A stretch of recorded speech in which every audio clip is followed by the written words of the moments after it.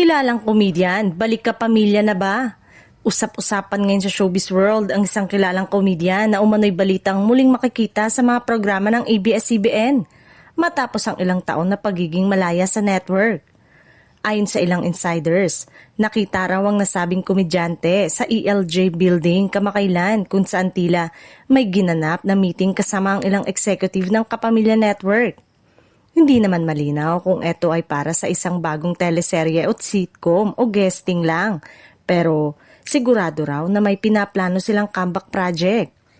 Ang naturang komedyan ay kilala sa pagiging prangka, palaban at natural sa pagpapatawa. Matapos umalis noon sa Kapamilya Network, lumipat ito sa ibang istasyon kung saan nakagawa rin ng ilang shows at online content.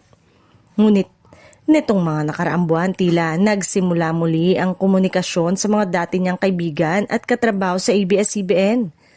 Kung totoo ang mga bulong-bulungan, mukhang exciting ang muling pagbabalik ng komedya na ito sa tahanang nagpasikat sa kanya.